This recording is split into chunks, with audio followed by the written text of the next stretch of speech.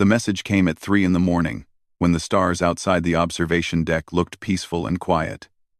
Dr. Emma Park sat alone in her small office aboard the diplomatic vessel Horizon, her coffee growing cold as she stared at her screen. The transmission she had intercepted was not meant for human ears. It was encrypted in a language that took her 6 hours to decode. Now she wished she had never touched it. The humans grow too fast. The cycle must begin. She read the words again and again. Her hands were shaking. In her 12 years as a xenolinguist, she had translated thousands of alien communications, trade agreements, cultural exchanges, scientific papers. Nothing like this. Nothing that made her blood run cold. The message had passed between 6 different elder races. The Dominion, the Helix Collective, the stone mines of Arcturus. These were the most powerful civilizations in the galaxy. They had existed for 50,000 years. They had welcomed humanity into the Galactic Assembly just 2 centuries ago. They had smiled and called humans their friends, and now they were planning something terrible. Emma grabbed her tablet and ran. Admiral J. Cole was not a man who scared easily. He had commanded Earth's 3rd Fleet for 15 years. He had faced pirates in the outer colonies. He had negotiated with hostile alien commanders. He had buried friends and kept fighting. But when Emma Park burst into his quarters at 4 in the morning, pale and trembling, he felt something cold settle in his stomach. He listened without interrupting as she explained what she had found. When she finished, he sat in silence for a long moment. Through his window, he could see the distant lights of the colony world below. New Virginia. 12 million people living their ordinary lives. Families eating breakfast. Children going to school, none of them knowing what was coming. "How certain are you about this translation?" he asked. "Completely certain, sir. I checked it 9 times. Jake nodded slowly. He had suspected something was wrong for months now. The way the elder races looked at human diplomats. The subtle insults, hidden in polite words. The trade deals that always seemed to favor everyone except Earth. He had reported his concerns to command, but no one wanted to believe him. Humanity was too busy celebrating its place among the stars to notice the wolves circling in the darkness. "Wake Captain West," Jake said, "and get me a secure line to Earth.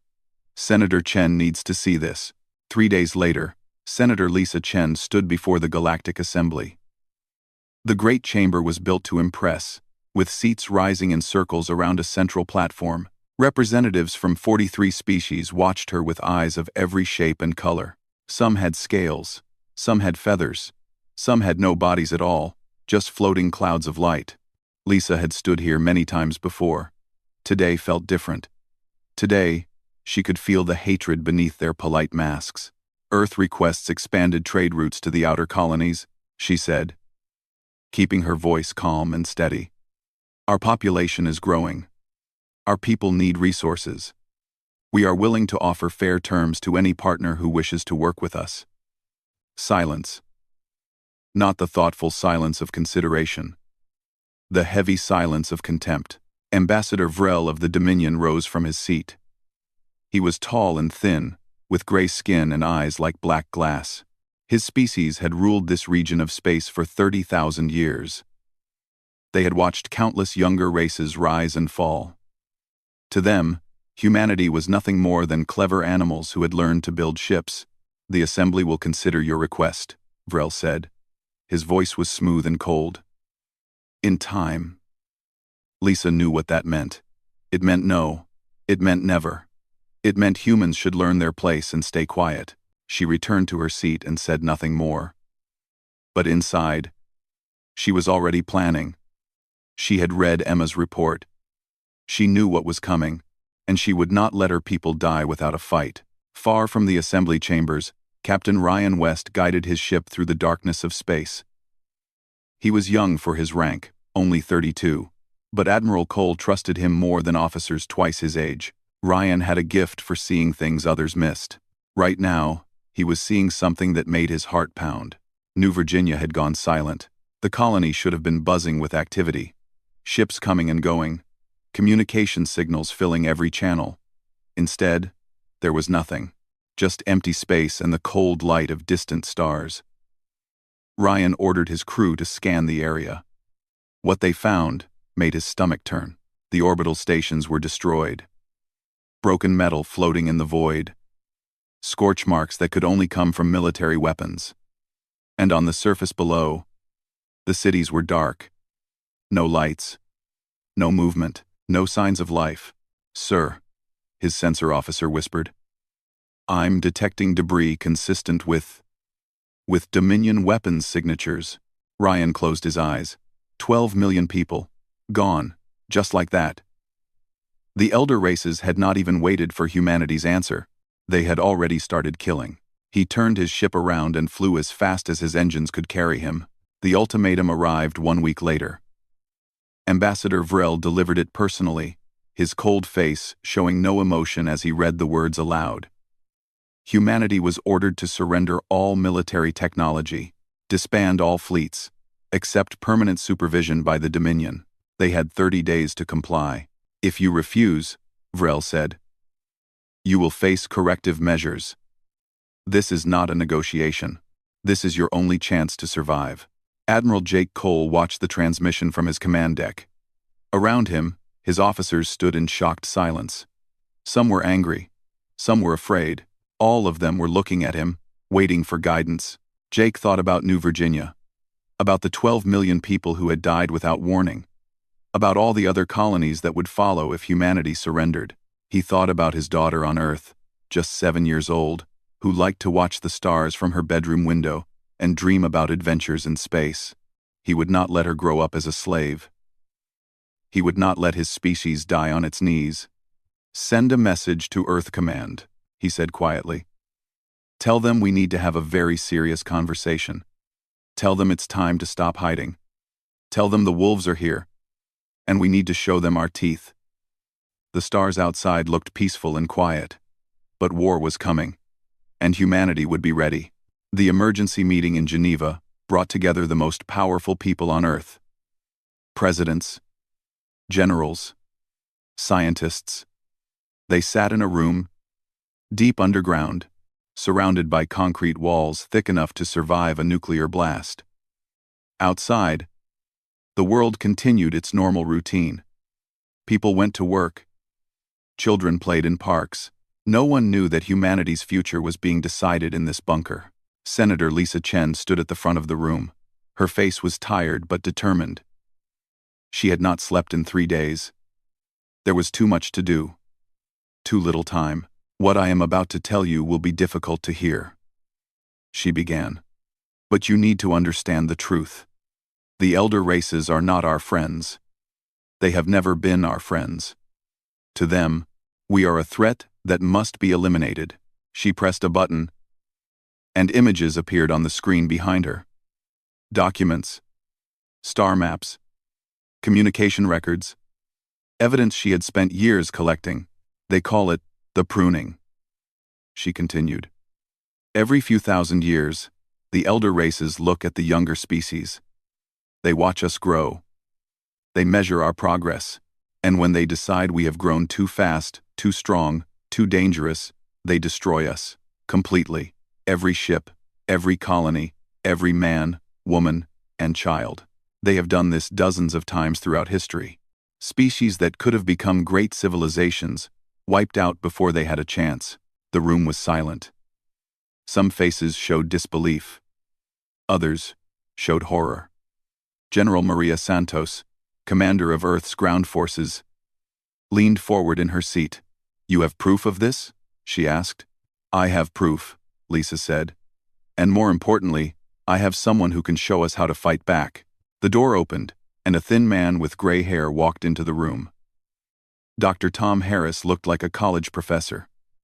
He wore glasses and a wrinkled jacket. He did not look like someone who held humanity's darkest secrets, but appearances could be deceiving. "Most of you have never heard of Project Prometheus," Tom said, taking Lisa's place at the front. That was intentional. For 50 years, we have operated in complete secrecy. Our job was simple: prepare for the war we knew was coming. He changed the image on the screen. Now it showed a massive underground facility. Laboratories, factories, weapons that looked like nothing Earth had ever built. When humanity first joined the Galactic Assembly, we were naive. We thought the elder races would help us. Instead, they gave us scraps while keeping their best technology hidden. They limited what we could build. They watched our every move. But they made one mistake. They underestimated how clever humans can be. He smiled slightly. It was not a happy smile. We found crashed alien ships. We captured pieces of advanced technology. We studied everything we could get our hands on. And then we did something the elder races never expected. We improved it. We asked questions they stopped asking 10,000 years ago. We built weapons they never imagined possible. Admiral Jake Cole had arrived from his fleet that morning. He sat near the back, listening carefully. This was the first time he had heard about Project Prometheus. Part of him was angry that such secrets had been kept from military command, but a larger part was impressed and hopeful. "What kind of weapons?" he asked. Tom's smile grew darker. "The kind that make stars explode. The kind that tear holes in space itself.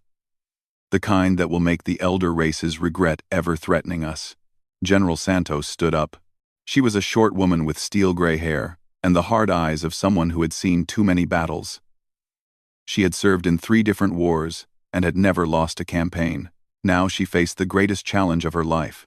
"Weapons are useless without a plan," she said. "We are outnumbered 100 to 1. Our ships are smaller. Our fleet is weaker. And we are surrounded on all sides. How do we win a war like that?" "We don't play by their rules," Tom replied. "The elder races fight wars the same way they have for 50,000 years. Big fleets, direct confrontation, overwhelming force. They expect every species to fight the same way. But humans are different. We grew up on a planet where everything was trying to kill us. We learned to adapt. We learned to use tricks and traps. We learned that a smaller force can defeat a larger one if they are smart enough and mean enough." He brought up another image. This one showed a star map, with red lines marking enemy positions and blue lines showing hidden human bases. "We have spent decades preparing for this moment. Secret shipyards in asteroid fields. Hidden weapons platforms on every colony world. Military AI that can think faster than any organic mind. The elder races think they are attacking a weak, young species. They are walking into the largest trap in galactic history." Lisa stepped forward again. "But before we fight, we will give them one last chance. We will send a message to every species in the galaxy.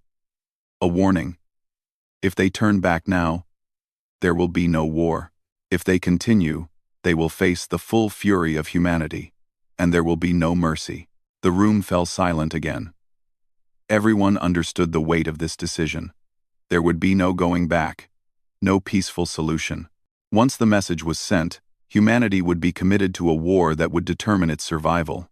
Dr. Emma Park had been brought to Geneva specifically for this moment. She was the best xenolinguist in human space. Now she had the most important job of her life, writing the words that might save or doom her species. She worked for 3 days straight. She barely ate. She barely slept. She wrote draft after draft, throwing each one away. The message had to be perfect.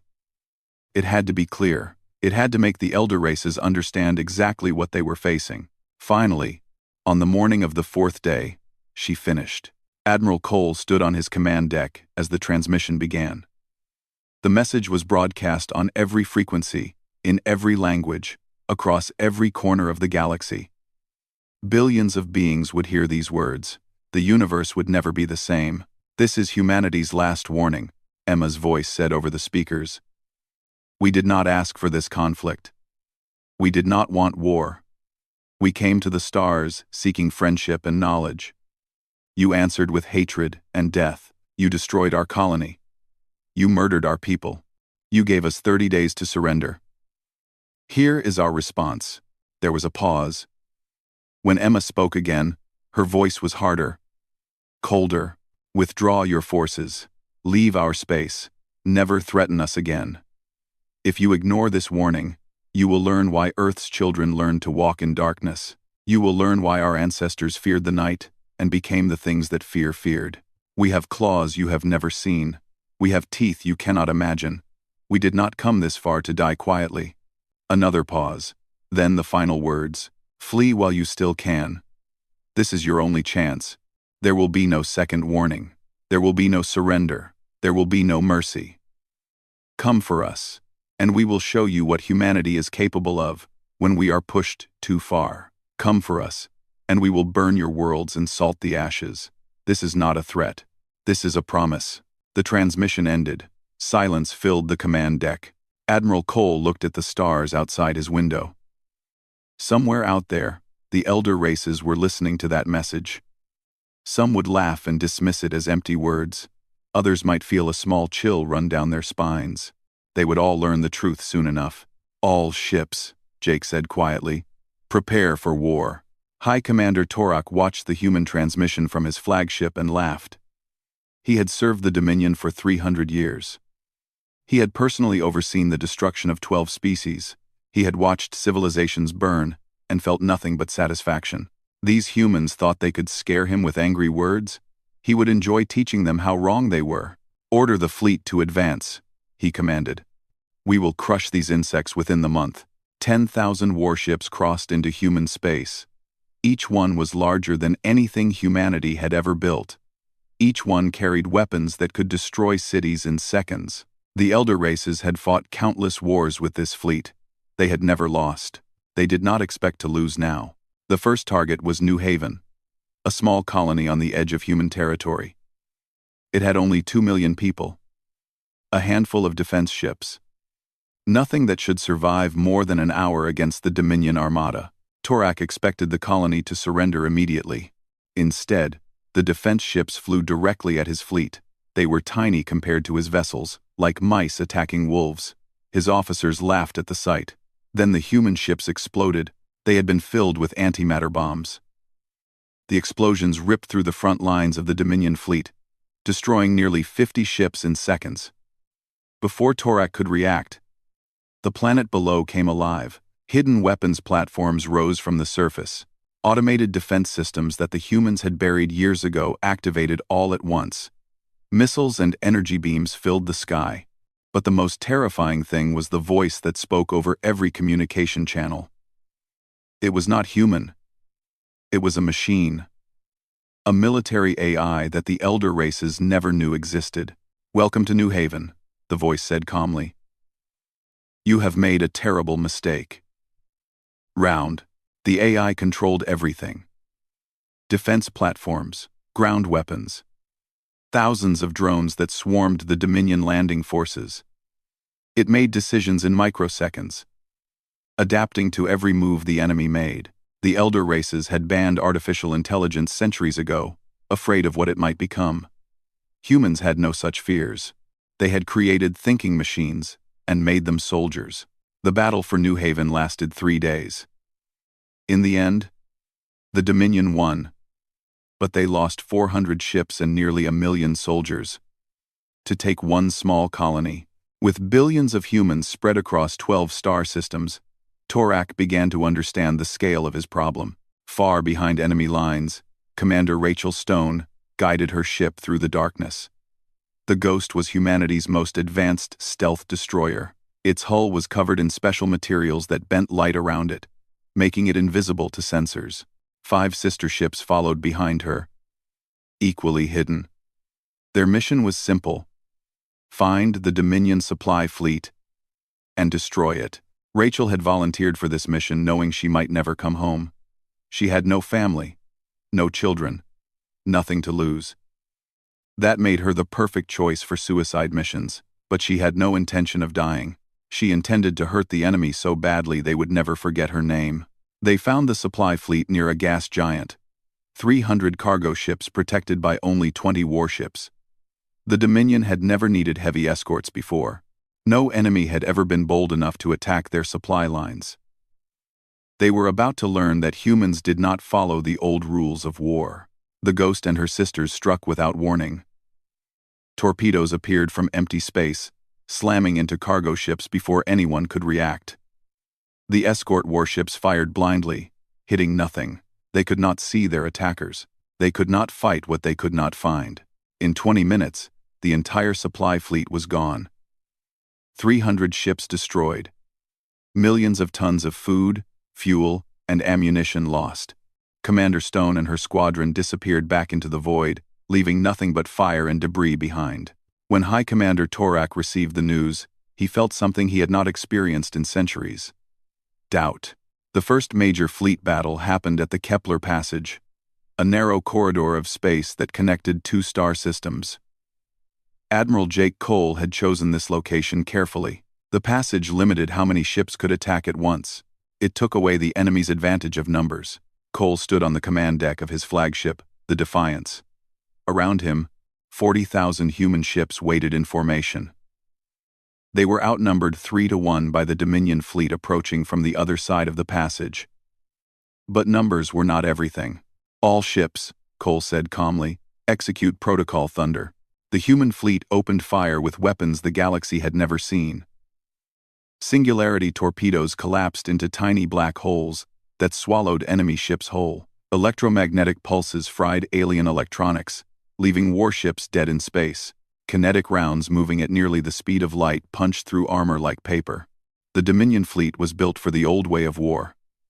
Slow, methodical, overwhelming force.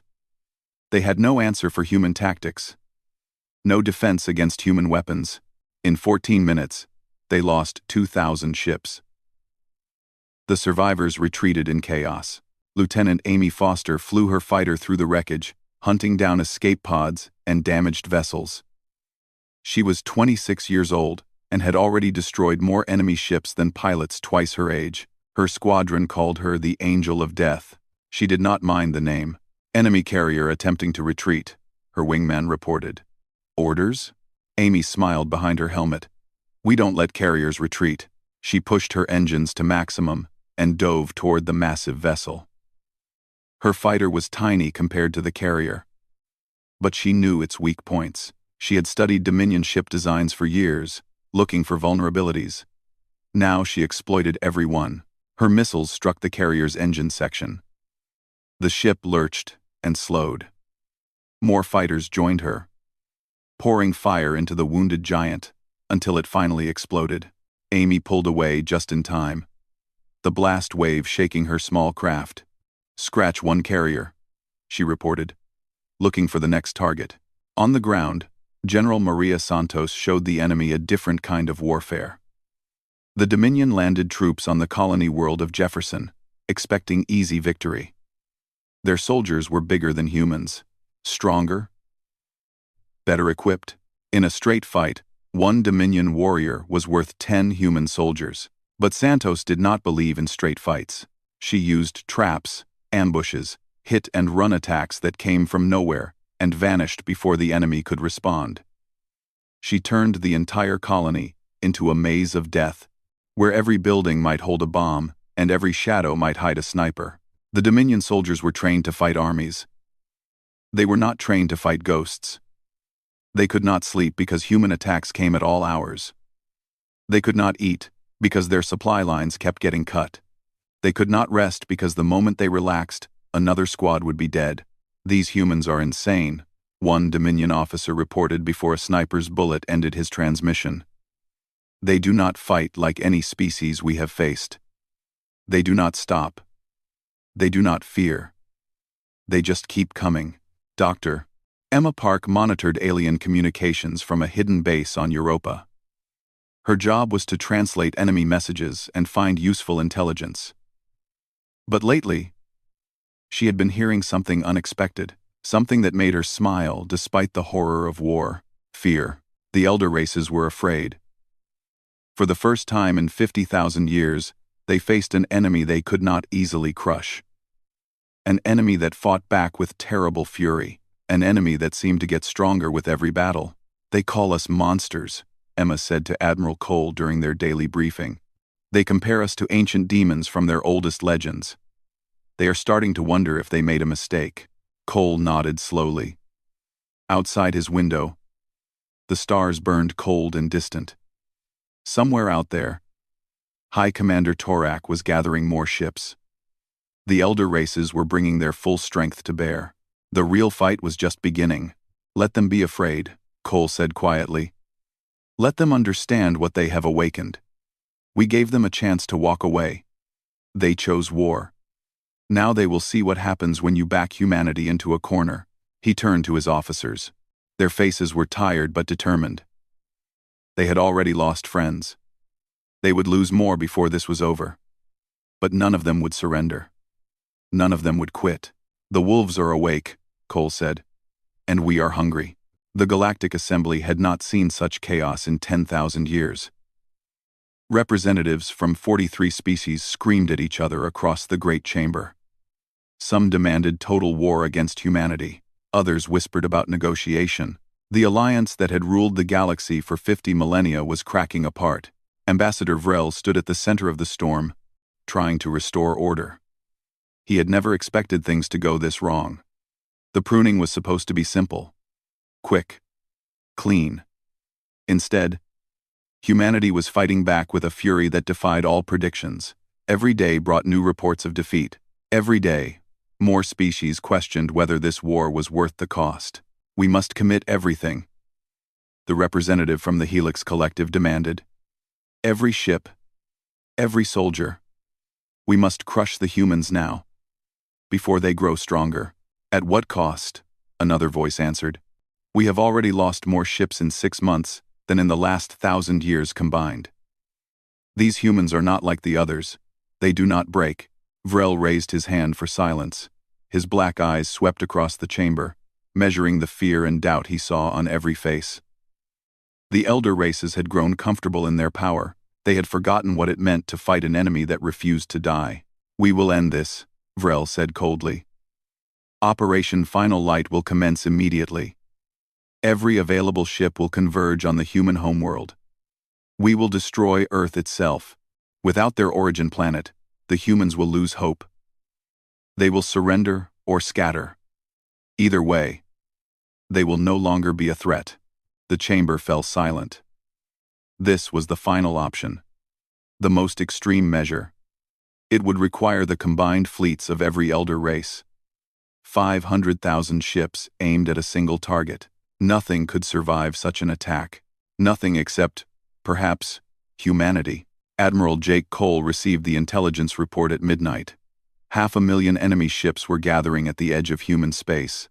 Their destination was obvious. Earth, the homeworld. 8 billion people who had never seen war. Children who played in parks and dreamed of stars. Old men and women who remembered when humanity first reached into space. Full of hope and wonder.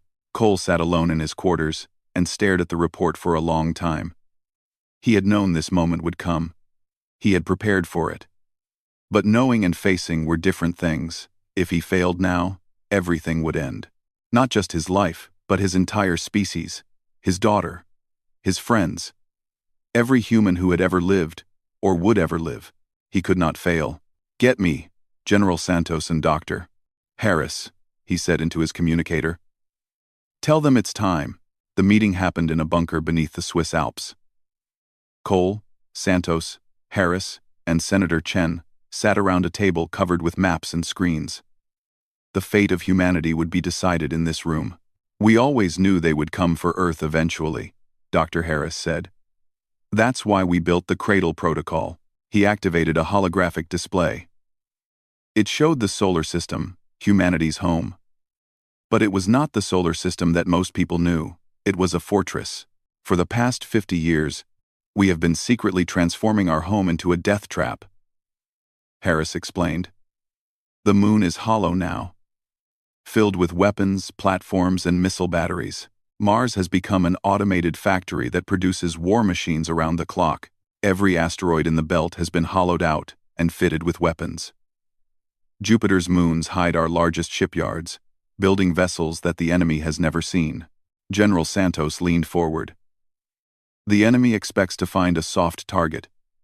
They expect terrified civilians and a handful of defense ships.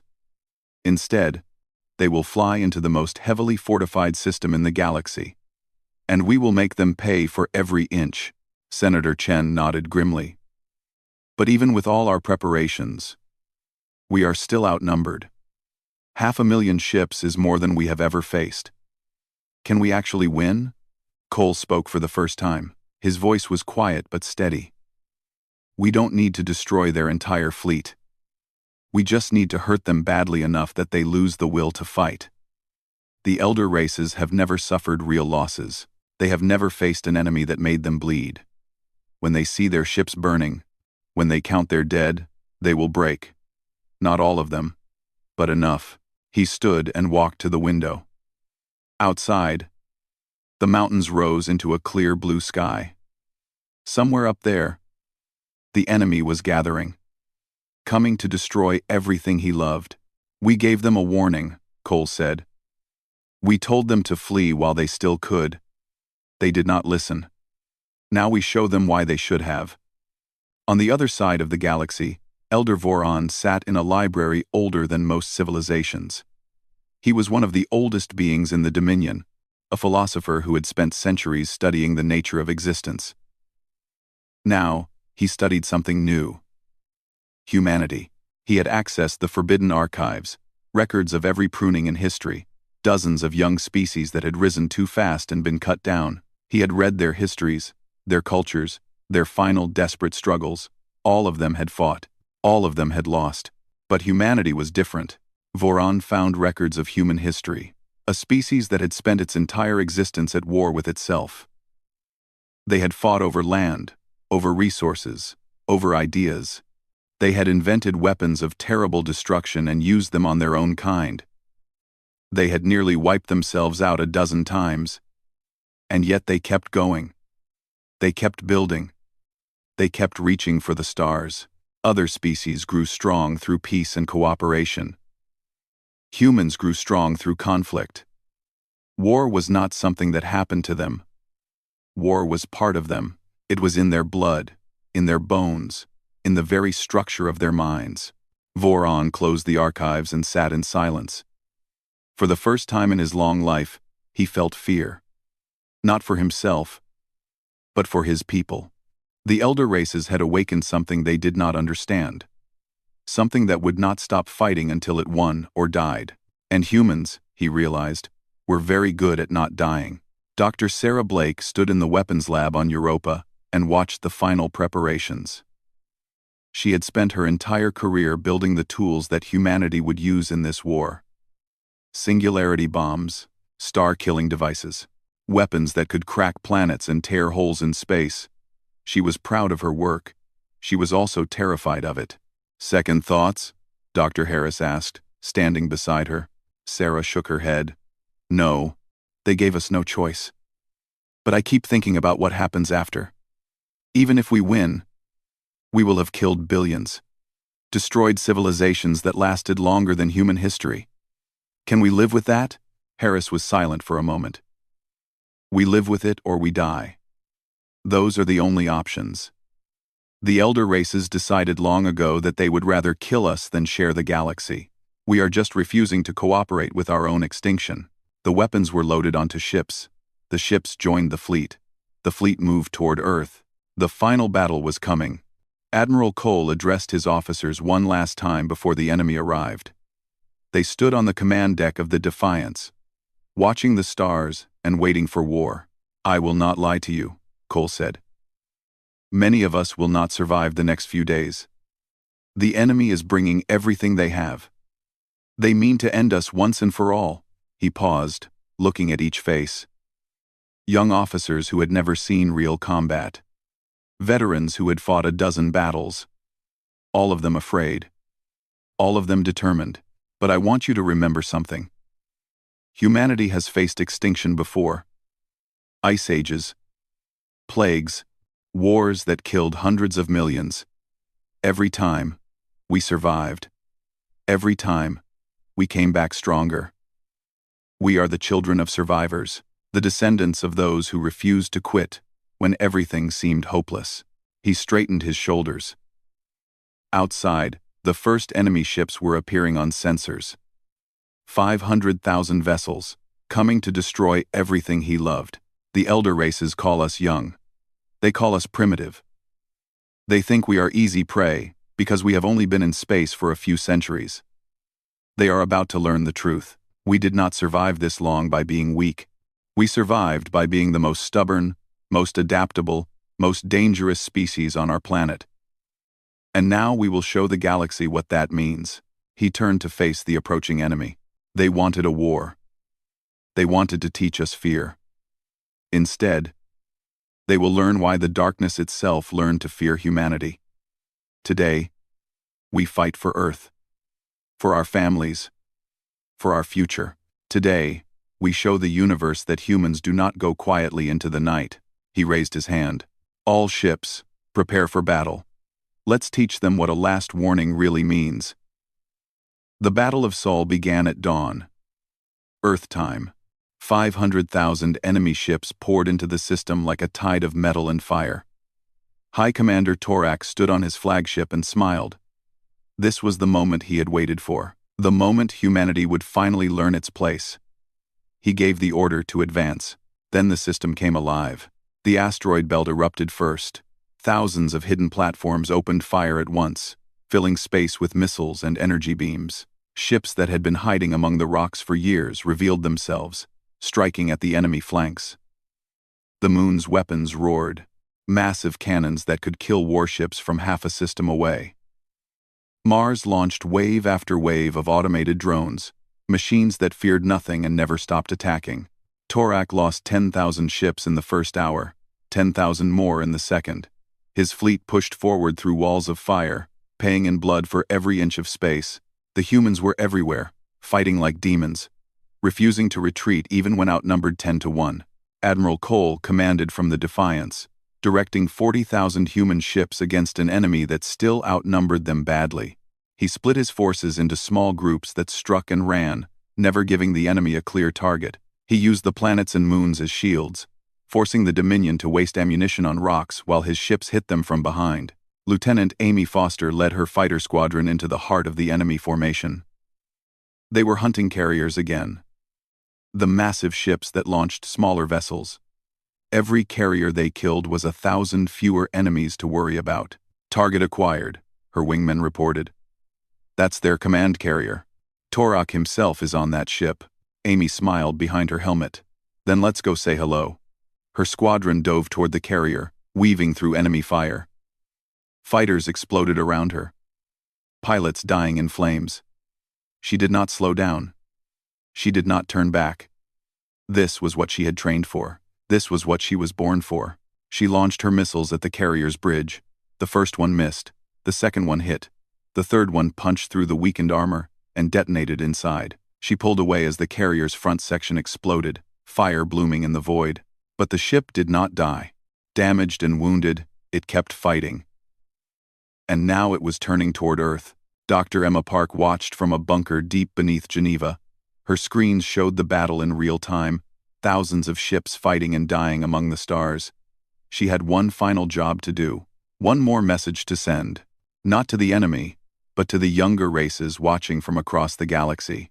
If you are receiving this transmission, you are witnessing something that has never happened before, she said into the recorder. You are watching humanity fight for its survival against the elder races. They told you that resistance was impossible. They told you that young species must submit or die. Watch what happens next. And remember, we were once where you are. Afraid. Alone. Surrounded by enemies, we chose to stand. You can too. The transmission went out to every corner of the galaxy. Millions of beings on thousands of worlds watched the battle unfold. Watched the elder races bleed. Watched humanity refuse to break. High Commander Torak's damaged carrier broke through Earth's orbital defenses. Below him, the blue world turned slowly. 8 billion people waiting to die. He had lost half his fleet. 300,000 ships destroyed or crippled. More than he had lost in his entire career. But it did not matter. Once Earth was gone, humanity would follow. He gave the order to begin bombardment. His weapons charged. His fingers moved toward the firing controls. Then the Defiance appeared. Admiral Cole had pushed his ship through the enemy lines, taking damage that would have destroyed any other vessel. His hull was breached in a dozen places. Half his weapons were offline, his crew was bleeding and exhausted. But he had reached Torak's flagship, and he was not finished. The two ships crashed together at full speed. Metal screamed and tore. Boarding tunnels punched through hulls. Hundreds of human soldiers poured into the enemy vessel, fighting hand-to-hand through corridors filled with smoke and fire. Cole led the boarding party himself. He was 62 years old. He had not fired a weapon in combat in 15 years. None of that mattered now. He fought through Dominion soldiers, his rifle blazing, his boots slipping in blood. Around him, his people died and killed, and kept pushing forward. They reached the command deck. Torak was waiting. The alien commander was massive, nearly 8 feet tall, covered in armor that could stop bullets. He held a weapon that could cut through steel. He looked at Cole with contempt. "You have come to die," Torak said. "Your species has come to die. This changes nothing." Cole was bleeding from a wound in his side. His rifle was empty. He dropped it and drew his pistol, knowing it would not penetrate Torak's armor. "You still do not understand," Cole said. "You have been killing young species for 50,000 years. You forgot what it means to fight someone who is not afraid to die. Someone who has nothing left to lose. Someone who will keep coming no matter what." End quote. He raised his pistol. Not at Torak, but at the console behind him. The bombardment controls. "Humanity has a saying," Cole continued. "If we cannot live free, we will die free. But we will make damn sure to take you with us." He fired. The console exploded. The bombardment sequence canceled. Torak screamed in rage and charged. They fought. Cole was smaller, weaker, wounded. Torak threw him across the room like a toy, broke his arm, cracked his ribs. Cole kept getting up. He kept fighting. He pulled a knife from his belt and stabbed at the gaps in Torak's armor. Drawing alien blood, Captain Ryan West burst through the door with a squad of soldiers. They opened fire on Torak, driving him back. The alien commander fell, riddled with bullets, his armor finally failing. Cole stood over the dying enemy. Blood dripped from his wounds. His vision was blurring, but he was still standing. "This is humanity," he said quietly. "We tried to warn you." Outside, the battle was ending. With their command ship destroyed and their leader dead, the Dominion fleet fell into chaos. Some ships retreated, others surrendered. The alliance of elder races, unbroken for 50 millennia, shattered in a single day. 6 months later, the galaxy was a different place. The Galactic Assembly no longer existed. The elder races had turned on each other, blaming one another for the disaster. Wars that had nothing to do with humanity erupted across the stars. The old order was dying, and in its place, something new was growing. Senator Lisa Chen addressed the first meeting of the Galactic Coalition. Representatives from 30 species filled the chamber. Most of them young civilizations that had been too afraid to speak before. Now they looked at the human woman with something like hope. "We did not want this war," Lisa said. "We sent our warning. We gave them every chance to turn back. They chose to see our mercy as weakness. Now they know better." She paused, looking around the room. "This coalition will be different from what came before. We will not rule through fear. We will not threaten the weak. We will stand together, all species, young and old, as equals. That is what humanity fought for. That is what so many died for." The chamber erupted in applause. The younger races had found their voice at last. On Earth, Admiral Jake Cole stood at a memorial built on the surface of the moon. The names of everyone who had died in the war were carved into black stone. Millions of letters glowing softly in the eternal night. Dr. Emma Park stood beside him, both of them looking down at the blue world below. "What do we do now?" Emma asked quietly. Cole was silent for a long moment. His arm was still in a cast. His ribs still ached. He would carry scars from this war for the rest of his life. "We remember," he finally said.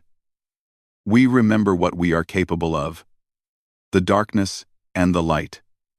We remember the cost of war and the price of peace." And we make sure no one ever forces us to choose the darkness again." He turned away from the memorial and looked at the stars. Somewhere out there, the galaxy was changing. New alliances forming. New possibilities emerging. The future was uncertain, but for the first time in a long time, it was also hopeful. "We came to the stars seeking friends," Cole said. "We found enemies instead. We survived. Now we have a chance to build something better. Something worth all the blood we spilled." Emma nodded. "Do you think we can do it? Build a better galaxy?" Cole smiled, though there was sadness in his eyes. "I think we have to try. We owe it to everyone who did not make it this far." A final transmission went out that night. Emma wrote it herself, just as she had written the warning that started everything. This time, the message was different. This time, it was not a threat. "This is humanity. We came in peace. We asked for nothing but a place among the stars. When you answered with war, we showed you what we could become. Now, the war is over. Now we offer something else. Friendship, partnership, a chance to build a galaxy where no species fears extinction. Where the strong protect the weak instead of preying on them." She paused, choosing her final words carefully. "We are the children of Earth. We learned to fear the dark, and then we learned to become the thing that darkness feared. But we also learned something else. We learned to hope, to dream, to reach for something better. That is what makes us human. That is what we offer the galaxy now. Not our claws, not our teeth, but our hands, extended in friendship." The transmission ended. The stars burned on, cold and distant and full of possibility. And humanity, at last, was no longer alone.